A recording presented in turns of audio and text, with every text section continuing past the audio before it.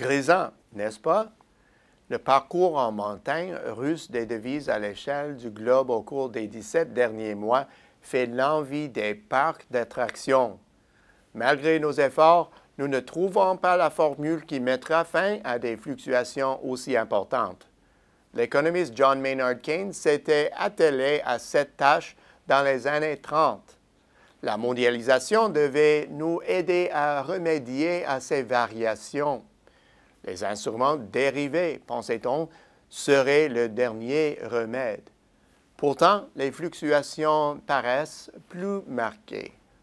Comment expliquer cette évolution a donné le vertige? Cet épisode mouvementé se terminera-t-il bientôt? Au fait, quelle est l'ampleur des fluctuations? Considérable.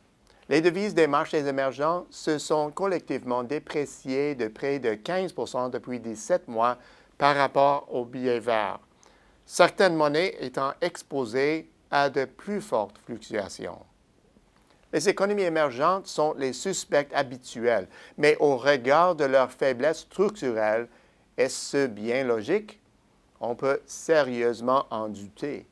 Nombre de ces économies ont tiré les enseignements du passé et sensiblement consolidé les assises structurelles de leur monnaie. Durant le même intervalle, beaucoup de pays développés ont vu leur monnaie soumise à une volatilité accrue. Par exemple, l'euro a plongé de 21 % et le dollar canadien de 19 %. De toute évidence, cette dynamique ne concerne pas seulement les marchés émergents. Que se passe-t-il?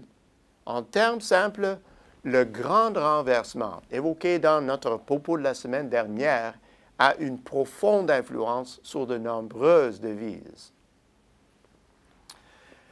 Face à cette nouvelle donne, les services économiques d'EDC ont dressé la liste des pays qui, selon nous, sont les plus exposés à la conjoncture extérieure.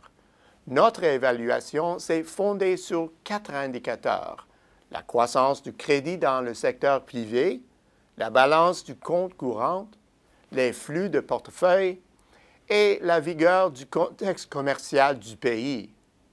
Nous avons restreint notre liste aux 43 marchés émergents les plus importants, que nous avons classés selon leur degré de vulnérabilité. Pour des motifs évidents, l'Argentine et le Venezuela trônent au palmarès des 10 pays les plus vulnérables. La Turquie, aspirante à l'Union européenne, occupe sans surprise le 3e rang. Toutefois, on pourrait s'étonner de voir à ce classement des pays comme la Colombie et le Pérou, dont le développement récent témoigne de progrès notables. Dans l'ensemble, la volatilité des devises devait s'accroître, mais ce regain n'est pas forcément le signe d'une faiblesse structurelle, et ce, pour de multiples raisons. La première, cette volatilité est dans une large mesure l'affaire des États-Unis.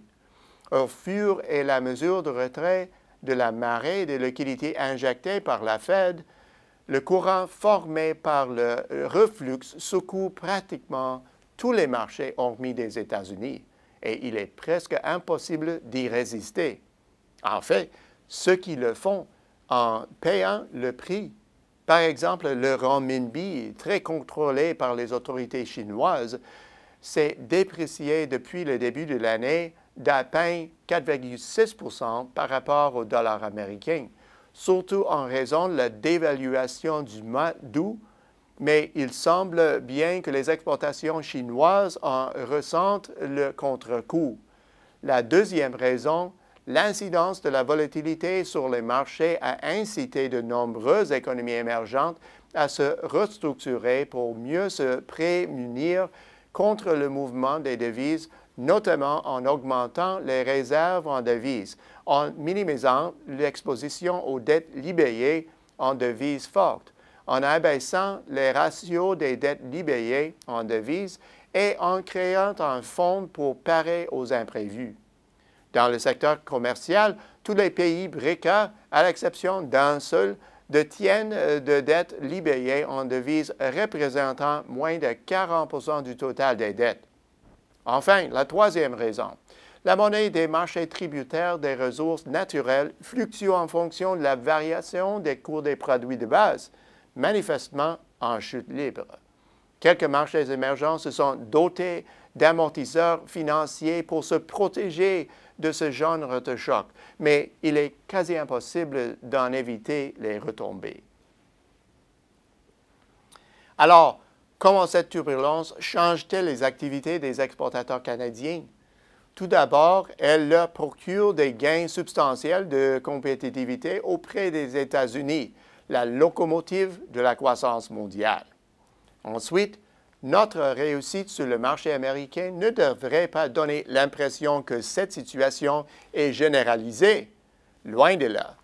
Globalement, le dollar canadien a perdu du terrain par rapport aux devises de tous ses partenaires commerciaux, exception faite des États-Unis. Un recul qui s'établit à seulement 2,8% au cours des 17 derniers mois. Toutefois, l'UR s'est apprécié de plus de 3% face au peso mexicain. L'UR a aussi progressé vis-à-vis la monnaie du Brésil, de la Russie et de l'Afrique du Sud. Certes, dans une large mesure, nos échanges commerciaux avec d'autres marchés que les États-Unis sont libellés en dollars américains, mais la conversion bilatérale devrait sans doute se traduire par une décote. Les exportateurs devraient donc toujours s'attendre à une vive concurrence au niveau des prix. Enfin, le mouvement des monnaies peut dissuader encore plus les investisseurs internationaux frileux de mener à bien leurs projets d'investissement direct à l'étranger. Pourtant, cette conjoncture difficile recèle aussi de belles occasions. Au bout du compte, dans le climat actuel où la prudence est de mise, la volatilité des devises n'est pas d'un grand secours. Aujourd'hui, la situation est différente puisque l'instabilité des devises peut être directement corrélée avec le renouveau du dynamisme économique mondial. Voilà pourquoi la volatilité persistera, du moins pour le moment. Les acteurs économiques faisant preuve du crin et de la créativité nécessaire pour s'adapter à ces bouleversements en tireront des avantages, sans doute comme jamais auparavant. À la semaine prochaine, c'est Peter Hall.